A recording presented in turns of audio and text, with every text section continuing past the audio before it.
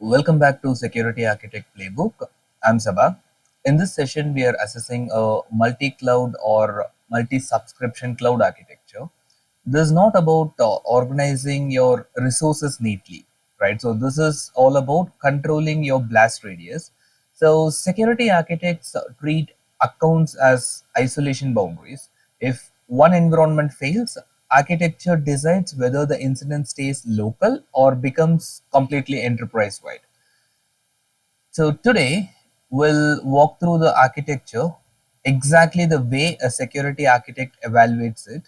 We'll move from organizational structure down to workloads. At every layer, we'll ask three major questions. What trust exists? What can move across the boundaries? What happens after a compromise, right? So then we finish with an assessment checklist as usual and some common architectural failures as well. Okay, let's take this as a architecture example here, right? So looking at the diagram first, as usual, I want you all to grab a screenshot of this and keep for reference so that as and when we talk through, you can refer this architecture, right? So we can see an organization root controlling multiple accounts, separate environments for production, non-production, shared services, and your security operations. So from a high-level overview, the central governance and centralized monitoring exist outside your workload environment. As a architect mindset, right? So I immediately look for containment. If production is breached, can the attacker reach identity systems? Can they reach your logging systems? Can they pivot into your business units? So multi-account design exists to stop the horizontal expansion, right? Now, the organizational hierarchy. This layer defines authority, right? So root or tenant sit at the top. Below it, the management groups or your organizational units apply policies automatically. So from an assessment point of view, security controls must inherit downwards, right? So if every team configures security manually, the drift is guaranteed. What I verify here is who controls root access, are policies mandatory or optional, can workload admins override the governance, right? So if the answer for any of this is yes, hierarchy is just cosmetic, right? So then comes your segmentation part of it.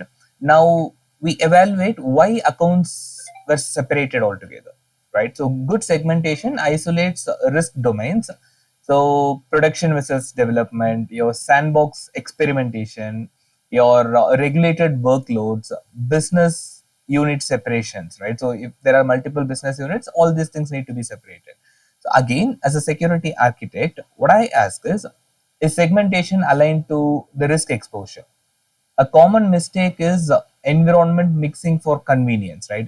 I've seen it in multiple places. So if developers can experiment inside production boundaries, it means the architecture already failed. Now the identity and access boundaries. So this is the real control plane, right? So users authenticate through a centralized identity provider, what we saw in the architecture diagram. So access happens through role assumption instead of permanent permissions, right? So that's how it's supposed to be. Again, in this layer, the assessment focus will be, are the privileges temporary? Are admin roles separated? Can identities escalate across different accounts? Right? So security architects assume identity compromise will happen. The goal is to ensure stolen credentials cannot automatically control the entire organization. Right? Now, the shared service model. Shared services usually improve the efficiency, but introduce this risk concentration, right? So typical shared services include your networking, CI/CD, artifact storage, and identity integrations, and all this. From a architectural assessment mindset, shared services must provide connectivity without becoming a universal trust bridge, right?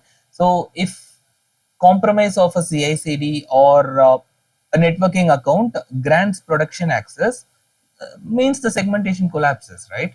So this is where many mature looking architectures usually fail.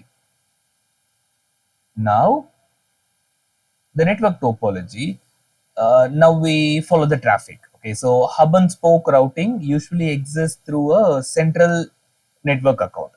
Ingress and egress inspection should happen here. These are usual things what we'll check.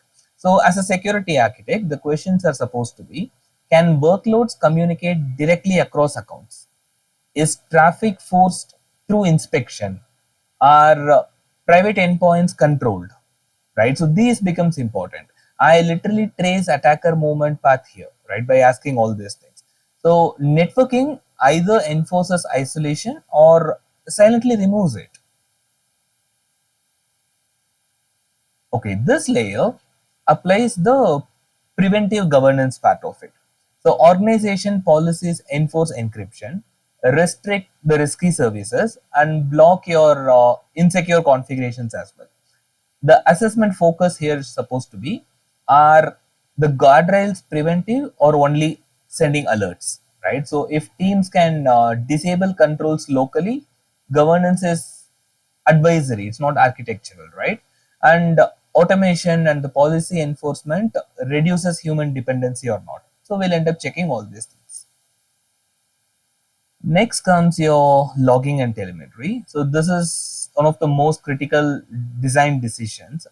So logs must live outside workload accounts, right? The central logging ensures attackers cannot go erase the evidence after gaining admin access or doing something malicious. So what I validate here is audit logs enabled everywhere or not. Immutable storage, I'll focus on this. Cross account visibility for the SOC teams. So security without independent telemetry, right? So it's just optimism. And the assessment approach here, when I assess this type of architecture, I follow a consistent sequence. First, map all the trust boundaries, then trace the identity flows, analyze cross-account trust relationships, we discussed this, verify your governance enforcement, validate monitoring independence, finally, estimate the blast radius, right? So security architects evaluate the survivability but not compliance. As usual, we have a assessment checklist here. So first thing, clear account ownership, production, whether it's isolated or not, your central identity control and the level of it, organization level guardrails, whether it's active or not, logs externalized, means not stored in the production as I already mentioned, and restricted cross account trust, then your dedicated security account. So this checklist alone exposes most of the weakness, and I'm not saying this is all. These are some of the very important things what you are supposed to check. And what I typically discover as a common gaps, right?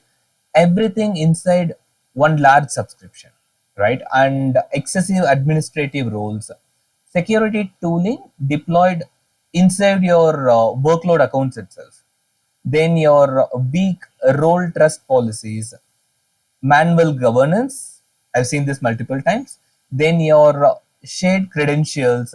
So these problems exist because architecture decisions were postponed, means security was involved at the last, right? You're not doing security by design. Now to wrap up, a key takeaway here, accounts are not administrative convenience, they are containment zones, right? And identity defines your trust, networking enforces path, all the paths, governance prevents your drift, telemetry proves reality. So a good multi-account architecture assumes compromise and limits impact, right? So that's the difference between cloud deployment and cloud security architecture. So thanks for listening. See you in the next episode.